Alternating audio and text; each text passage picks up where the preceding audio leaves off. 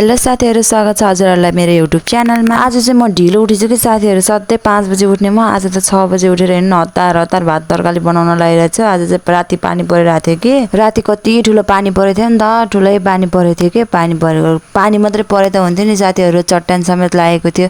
चट्टान पर्दा चाहिँ एकदमै धेरै डर हुन्छ कि, रिस्क हुन्छ नि त। धेरै मोबाइलहरु यस्तो साथमा राखेर सुत्यो भने त्यस्तो राख्यो भने डर पानी परेको थियो नि त राति। अनि बिहान सिमसिम पानी परिरहेको थियो अनि मैले चाहिँ आलु र गुन्द्रुक पकाउने विचार गरेँ, किनकि आलु र गुन्द्रुक जाडोमा खान त मिठो हुन्छ नि त।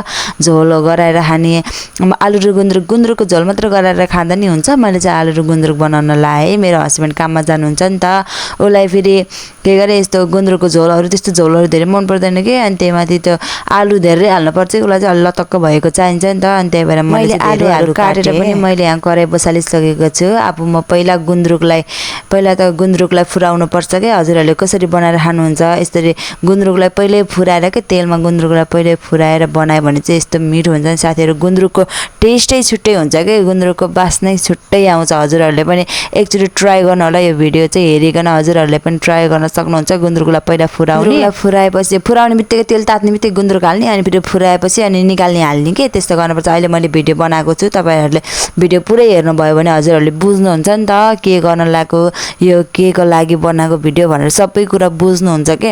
हजुरहरूले सुरुदेखि अन्तिमसम्म भिडियो हेर्नुभयो भने सबै कुरा बुझ्नुहुन्छ। भिडियो पुरै हेर्नु भएन भने हजुरहरूले कुनै पनि कुराहरू बुझ्नुहुन्न, के गरेको के गर्न लागेको भनेर थोरै हेरिकन स्किप गर्नुभयो भने त्यो कहिले पनि त्यो बुझिदैन कि के गर्न लाग्यो। मैले जानेकै भनेको यसरी नै बनाउनलाई। भिडियोलाई तपाईहरुले अन्तिमसम्म हेरिकन साथ सपोर्ट गरिदिनु होला, किनकि म भर्खर नयाँ सुरुवाती चरणमा छु नि त। त्यही भएर मलाई अलिक हल्का अप्ठ्यारो चाहिँ लागिरहेको छ भिडियोहरू बनाउनलाई। यस्तो अप्ठ्यारो होइन कि साथीहरु, कस्तो गाह्रो पनि हुने कि भिडियो बनाउनलाई। एक्लै त भएको हुनाले चाहिँ मलाई भिडियो बनाउनलाई साह्रै गाह्रो पर्यो साथीहरु। मलाई मैले तेल पनि हालिसकेँ, हेर्न सक्नुहुन्छ हजुरले। आज चाहिँ मैले तोरीको तेल हालेँ कि जाडो छ नि त, सनफ्लावरको त चिसो गराउँछ। त्यही भएर मैले गुन्द्रुक पनि हालेर यसरी फुराइसकेँ। फुराएर बित्तिकै चार्ने निकाल्न पर्छ कि, मैले भिडियो गर्न पाइनँ। फुराउँदाखेरि चाहिँ तेल धेरै सोच्ने भएकोले तेल पुगेन नि त। त्यही भएर मैले फेरि पछि पनि तेल हालेँ। तेल हालिसकेपछि अब प्याज हाल्न पर्यो। प्याज हालेँ, चलाउँछु। एकछिन चलाइसकेपछि अनि फेरि म आलु पनि हालिदिन्छु। आलुलाई चाहिँ मजाले भुट्नुपर्छ साथीहरु, एकदमै राम्रोसँग भुट्नुपर्छ। एकदम सानो ग्यास गरेर ढाक्दिँदा नि हुन्छ, मजाले पाक्छ। मैले चाहिँ मसला पिस्नको लागि नि रेडी गराइसकेँ। खुर्सानी चाहिँ हालिनँ मैले। अनि त्यो अघि भुटेको आलु थियो नि त, त्यसमा मैले बेसार हालेँ अनि नुन हालेँ। अनि छिट्टै पाक्छ कि, बेसार नुन हालेर एकछिन चलाएर लो ग्यास गरेर ढाकेर राख्नुपर्छ साथीहरु। यस्तो मजाले पाक्छ नि हल्का कि। अहिलेको आलुहरू कस्तो नपाकेको आलु आएको कि साथीहरु, पुरानो आलु भएर होला है, पाक्दैन भने के। जति पकाए नि पानी हालेर जति नै उमाले पनि पाक्दै नपाक्ने के हो, मैले ल्याएको आलु मात्रै यस्तो हो कि। हजुरहरूले कसरी बनाउनुहुन्छ, कस्तो आलु खानुहुन्छ? यो आलु चाहिँ नपाक्ने भएकोले मैले चाहिँ अलिकति पानी हालेर यसलाई छोड्दिनको लागि मैले राखेँ। पानी हालेँ नि त, अनि पानी हालेर एकछिन मजाले चलाएर राखेको थियो। अनि फेरि हेर्नु न यस्तो मजाले पाकिरहेको छ कि। मैले त्यसलाई चलाइदिएँ, यसरी चलाउनु पर्छ कि साथीहरु। यो चाहिँ गुन्द्रुक हालेको अरे साथीहरु, धन्दै कटौरा नै पसेन कि। हेर्नु न, मैले मसलाहरू सबै हालिसकेँ, गुन्द्रुक पनि हालिसकेँ। अब सबै पाक्नको लागि धेरै टाइम छैन। मैले भनिसकेँ नि साथीहरु, आज चाहिँ म ढिलो उठेको थिएँ। अनि ढिलो उठेर अनि हतार खाना बनाउनु पर्छ नि त। अनि भिडियो गराउनलाई कति के कता मिलाउनु पर्छ। अब भिडियो गराउने कुरा छैन नि त। अब यो मोबाइलबाट कहाँ राखेर हुन्छ कि, आफैले समाएर हुन्छ कि कसरी हुन्छ, मैले आफैले भिडियो गराउनु पर्छ कि साथीहरु। त्यही भएर मलाई चाहिँ एक्लै भएको हुनाले लास्टै गाह्रो हुन्छ भिडियो बनाउनलाई। त्यो भिडियो बनाउने कुरा हुन्छ त्यो के हो कि, त्यो लट्ठी जस्तो त्यो भन्न पनि आएन कि, नाम पनि हो। त्यस्तो चाहिँ एकदमै जरुरी परेको छ मलाई चाहिँ। अब त्यो पछि अब यस्तो अब राम्रो भयो भने चाहिँ त्यस्तो किन्नु पर्ला भनेर सोचिरहेको छु मैले चाहिँ। मलाई भिडियो बनाउन त लास्टै मन लाग्छ कि साथीहरु, भिडियो बनाउन मन लाग्छ। के गर्नु साथीहरु, भिडियो बनाउन स्टिक छैन।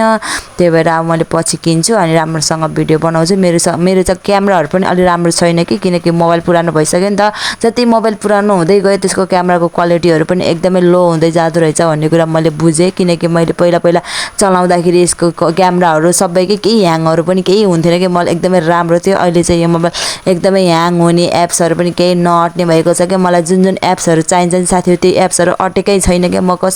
मैले केही टिकटक छैन, केही पनि छैन कि साथीहरु। मलाई एकदमै गाह्रो भएको छ। मेरो हस्बेन्डको लागि भनेर मैले खाना पनि प्याक गरिदिइसकेको छु टिफिनमा। यो टिफिन पनि फेरि घरको होइन कि साथीहरु, उता मेरो माइतबाट लिएर आएको कि। त्यस्तो फेरि नराम्रो नसोच्नु होला, किनकि त्यहाँ थियो नि त। अनि त्यहाँ कसैले युज गर्नुहुन्न। अनि यहाँ फेरि के गरे यहाँ मेरो हस्बेन्ड फेरि काममा जाउन्जेलसम्म त ऊ अब के त अब बाहिर गइहाल्यो भने त फेरि म उतै घर ल्याएर छोडिदिन्छु नि त, त्यही भएर एकछिनको लागि भए पनि यहाँ ल्याइदिनु। अनि भनिरहेको थियो कि पहिला टिफिन त थियो हो, थिएन त नभएको होइन, त्यो टिफिन फेरि त्यो अलिक पुरानो भइसकेको थियो कि सानो पनि थियो, मलाई खानै पुग्दैन भन्ने कि, त्यही भएर मैले चाहिँ मम्मीसँग यो टिफिन मगाएको हो। अहिले त मेरो बुढो घरै हुनुहुन्छ नि त, घरतिर लेबर काम गरेर हिँड्नुहुन्छ क्या। अहिले यति सजिलो भयो नि घरमा छोरी छ नि त, बच्चा भएको घरमा चाहिँ एकदमै गाह्रो हुने कि, एक्लै छोरी मान्छेलाई अब कोही हुनुहुन्न अरू। अब हाम्रो चाहिँ एकदम त्यो एकल परिवार जस्तो क्या, बुढाबुढी अनि छोरी मात्रै छौँ नि त हामी, अनि कति गाह्रो हुने कि, त्यही भएर बुढो चाहिँ अहिले यस्तो बाहिरतिर जानु भएको छैन। पहिला चाहिँ बाहिर जानुहुन्थ्यो भन्दा पनि इन्डियातिर यसो जानुहुन्थ्यो, अहिले चाहिँ त्यही घरतिरै लेबर काम गर्नुहुन्छ, टक्क बिहान काममा जानुहुन्छ अनि साँझ आउनुहुन्छ, खाना खानुहुन्छ अनि घरै सुत्ने गर्दाखेरि यति आनन्द हुने कि साथीहरू साथमा त छ भन्ने कुरा त अलि ढुक्क हुने कि, मनमा डर चिन्ता पिरो भन्ने कुरो कुनै पनि नहुने कि साथीहरू।